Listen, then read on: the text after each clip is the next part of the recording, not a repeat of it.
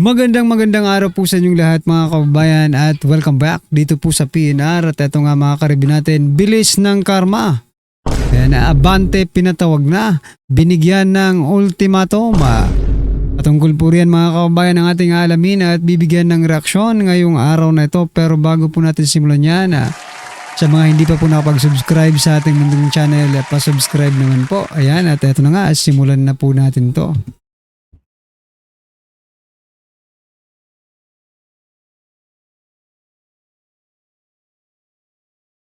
Ito ang balita ngayon, trending at pinag-uusapan ngayon sa mundo ng social media. Ang di umano'y balitang, kahit anong pilit mong pagmamalinis para lang sa mata ng taong bayan, ikaw ay malinis. Hindi mo talaga mapipigilan na lalabas at lalabas talaga ang tinatago mong baho. Sa tila kagustuhang maimbestigahan ni Benny Abante, si Congressman Paulo Pulong Duterte tungkol sa flood control nito sa Davao City, ay sadyang kanyang kinain lang ang kanyang sariling salita dahil siya pala di umano ang tila dapat maimbestigahan ayon sa ilan nating mga kababayan, dahil matapang na pinasilip kasi ng mayor ng Maynila na si Isko Moreno Dumagoso ang mga listahan umano ng mga controversial na flood control projects ng Maynila mula 2022 hanggang 2025 na nagkakahalaga lang naman ng halos 14 billion pesos. Sa kabila ng lahat na bilyon-bilyong pondo, giit niya ay magpasa hanggang ngayon ay questionable pa rin at hindi pa rin nalulutas ang malaking problema ng pagbaha sa lungsod ng Maynila. Kaya naman taong bayan, hindi na napigilang mag-react at tila nanawagan na sa publiko at Senado sa pamamagitan ng social media at tila ipinoprotestang dapat ipatawag na at maimbestigahan na di umano ni Senate Blue Ribbon Committee Chairman Senator Dante Marcoleta sa Senado ang mga di umano'y controversial at questionabling nangyayari ngayon sa 6th District ng Maynila na siyang tila matapang na ibinunyag ngayon ni Mayor Isko Moreno sa publiko. Gaano kaya katotoo ang balita na ito mga kababayan? Ating alamin. Pero bago ang lahat, kung bago ka pa lamang sa aming channel, please huwag kalimutang mag-like, subscribe at i-click ang notification bell para mas maging updated ka pa lalo sa lahat pa ng bagong video na i-upload namin. At So mga kababayan, putulin mo natin ng sandlit, no, mga karibi natin. Gusto ko lang po i-share itong balitang ito, no? Ayan, no. Sa Senator Ping Lacson, may isiniwalat mga kababayan, nako. Yung DPWH engineer, sabi po dito sa balita, 50,000 ang sweldo, 300 million pang sugal. Lacson, siniwalat talo ng DPWH engineer sa casino. Ayan mga kabayan, grabe, engineer pa lang yan. Grabe yung yung pera nila, di ba? Saan kaya sila galing yan? Baka sabihin naman nila, baka mamaya i-deny naman nila na hindi sila wala silang ghost project, di ba? Isiniwalat ni Senator Pampilo Lacson ang namay DPWH engineer sa Bulacan na nakapagpatalo ng 300 million sa casino. Kahit kumikita lamang ng humigit kumulang 50,000 kada buwan. Ayan mga kababayan.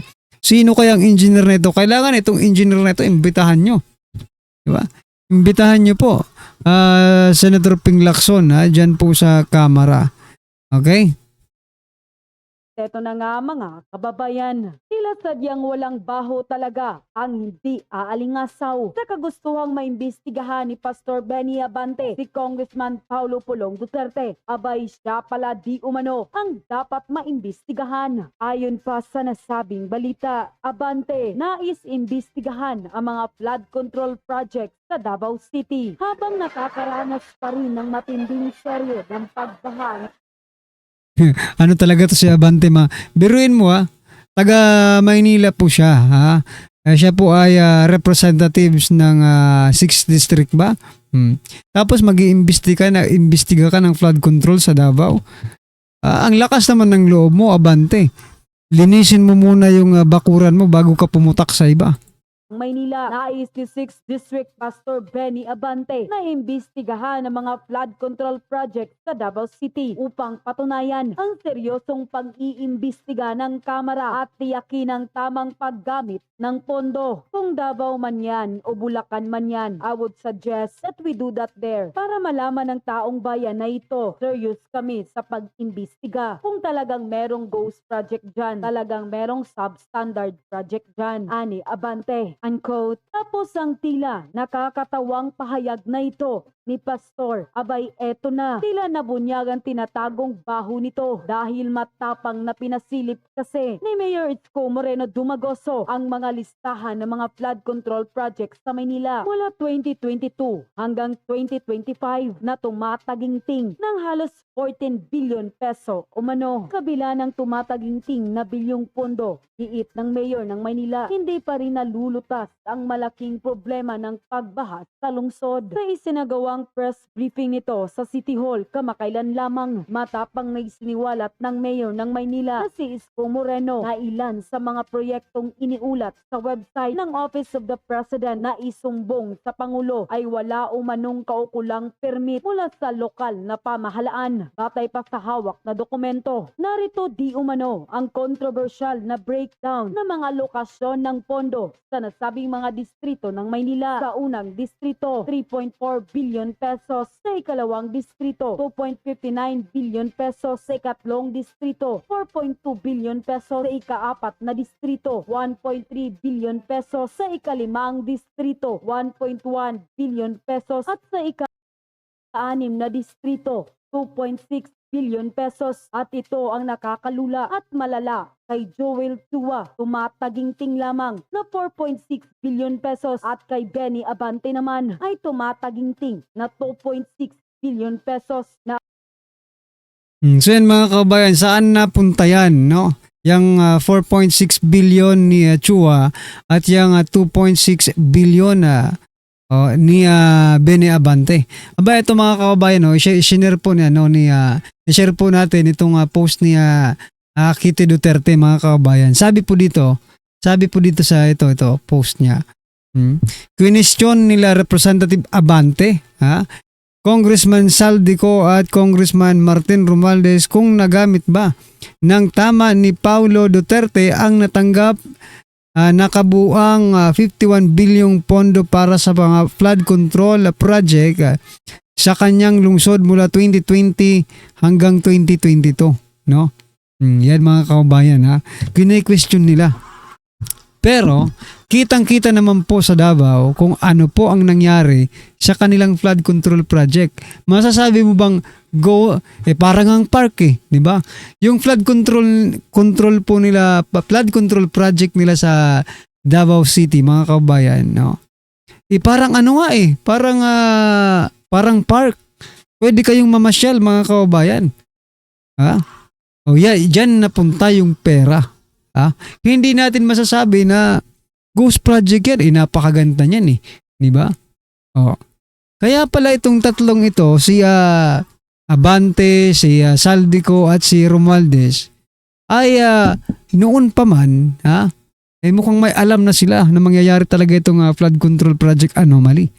Kasi noon pa man tinatanong na nila, kumusta yung dyan, yung flood control ni Pulong, di ba? Sila pala ngayon ang may mga problema.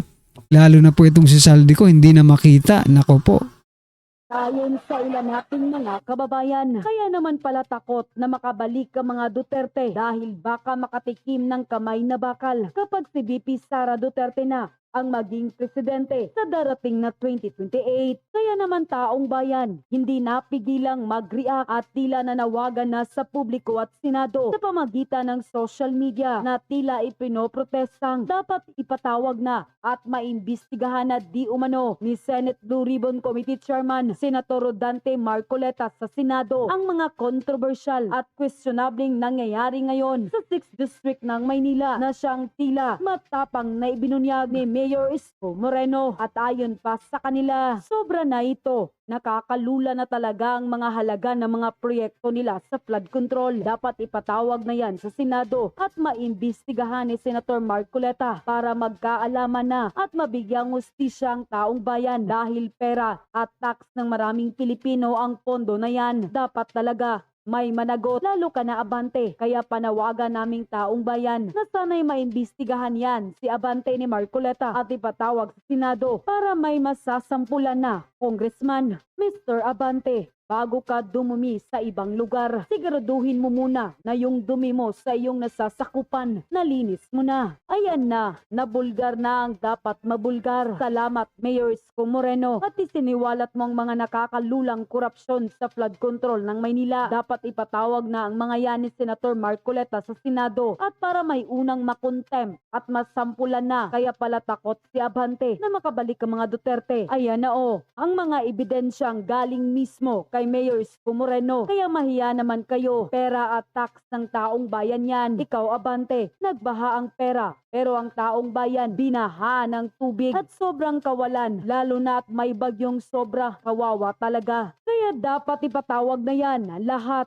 at para maimbestigahan na ni Senator Marcoleta sa Senado para hindi na pamarisan pa. Isang district lang yan sa loob ng Maynila. Bilyon na ang pondo. Napakalaki naman ang kaibahan at ihahantulad sa Davao City. Talagang namumulitika lang ang alam nitong tao. Hindi maitatawag na pastor at congressman dahil hindi karapat-dapat naman. End quote. Isiniwalat ni Manila Mayor Isko Moreno Dumagoso na walang kaukulang permit sa lokal na pamahalaan ng flood control project sa Manila. Gate ng alkalde, palpak ang mga proyekto dahil hanggang ngayon ay binabaha pa rin ang lungsod. Sa pagbabalita. Kasabay ng investigasyon ng Malacanang sa umano'y anomalya sa flood control projects, ipinag-utos ni Pangulong Ferdinand Marcos Jr. ang lifestyle check sa mga opisyal ng gobyerno, lalo na sa Department of Public Works and Highways. So, bukod po dyan mga kababayan, bukod po dyan sa lifestyle check na sinasabi ng ating Pangulo, ito, nag-post po, ito, si yan yung babaeng yan. Yung si Ante Claire nag-post mga kababayan, may statement na naman po sila. Sabi po dito ni Ante Claire mga kababayan, hindi po ito papayagan ng Pangulo. Ito po yung about sa pagsingit o pag-insert ng mga budget sa 2026 budget natin. Sabi niya po dito, hindi po ito papayagan ng Pangulo, galit na po ang Pangulo at ayaw po niya na may sinisingit pa sa budget dahil ang budget na ito ay para sa proyekto ng bayan. Teka lang, nagmamalinis ba kayo? Kayong nasa palasyo, especially si President Bongbong Marcos Jr., kahit naman mag-insert sila dyan, no? Kasi, ang last naman na pumipirma ay ikaw. Diba? Huwag niyo pong lokohin ang taong bayan na galit kayo. Tapos, diba? Malalaman naming lahat, ikaw pala ang huling pumipirma. Sabi mo nga, diba? Hindi na kayo natutulog doon sa basa ng GAA, diba? Ibig sabihin mga kababayan, alam nyo na mayroon talagang insertion. Diba? Kasi binasa nyo Once na binasa nyo yan, alam mo kung may insertion or wala. Ngayon, sasabihin nyo, galit na po ang Pangulo at ayaw na po na mag-insert ng mga budget na yan. Pero kayo po ang yung presidente po ang last na pumipirma para maisabatas siyang budget na yan. Diba? Yung 2026 GAA, lahat ng GAA, siya po ang last na pumipirma mga kababayan. Dahil, bakit? Dahil pwede po siyang mag-veto mga karibin natin, di ba? Pwede niyang pwede siyang mag-remove ng mga nakasingit na ayaw niya. O kahit hindi nakasingit, basta ayaw niya, ibig sabihin, gusto niya. Di ba? Kasi pinirmahan niya po yung nakaraang budget na nagkaroon ng napakaraming anomalya. Ibig sabihin, alam niya, gusto niya yung mga insertion na yan. Kaya wag po kayong tayong magpapadala dito sa sinasabi ni Ante Claire, mga kababayan, na galit ang Pangulo. Nako, galit siguro ang Pangulo ngayon dahil hindi na po mauulit yung mga ganitong eksena pa dahil malalaman at malalaman. Hindi kasi nila inexpect, no, na ganito kabilis na ngayon kumalat yung informasyon, di ba? Through social media. Hindi nila inexpect yun. So gawa lang sila ng gawa ng mga kalokohan. Ngayon nagkakabukingan. Eto na. Puro na hugas kamay ang mga ginagawa. Ipinag-utos ni Pangulong Ferdinand R. Marcos Jr. ang pagkakaroon ng lifestyle check sa lahat ng mga opisyal sa gitna ng investigasyon patungkol sa maanumalyang flood control projects. Kasabay nito, binigyan diin ni Pangulong Marcos Jr. ang tuloy-tuloy na pag-check sa mga records ng DPWH kaugnay sa mga maanumalyang proyekto. Ang Manila LGU may ginagawa ring investigasyon kaugnay ng mga flood control sa lungsod. Ayon kay Manila Mayor Isko Moreno Dumagoso, umaabot sa mahigit 14 billion pesos ang kabuang alokasyon para sa flood control projects sa 6 na distrito ng Maynila mula taong 2022 hanggang taong kasalukuyan. Sa kabila nito, palpakan niya ang mga proyekto dahil matindi pa rin ang mga pagbaha sa Maynila sa tuwing umuulan. Ang siste pa na pag-alaman ni Mayor Isko na ang lahat ng proyektong ito walang permit. Bumaha ng pondo sa Maynila, bumaha pa rin sa Maynila. Now, itong lahat ng ito ay walang permit sa lungsod. Ulitin ko, bumaha ng pondo sa flood control sa Maynila, amounting to 14 billion, and yet the people of Manila and those people studying, working, doing business, going in and out of Manila continue to suffer with the flooding. Tumagi ang alkalde na tukuyin ang mga dapat managot sa mga palpak na flood control. Anya, hahayaan niya ang Office of the President na pangalanan ang mga sangkot sa mga anomalya. Ayokong pangunahan ng Pangulo sa investigasyon na ginagawa. I think they have more resources to tell the people who is liable or not, who've done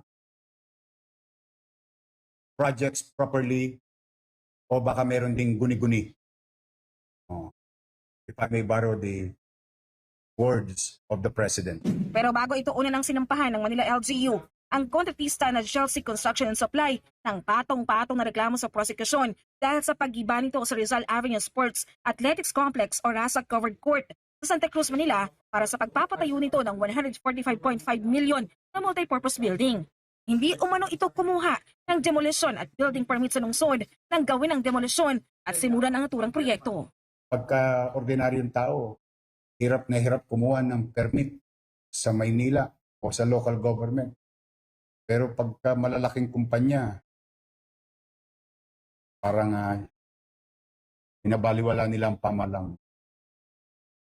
So yan mga kababayan, ano po ang inyong opinion, reaksyon patungkol po sa video ito? I-comment nyo na lang po sa baba. Para at least alam po natin mga kababayan ang inyong opinion. Maraming salamat po. Please don't forget to like the video. Maraming salamat po.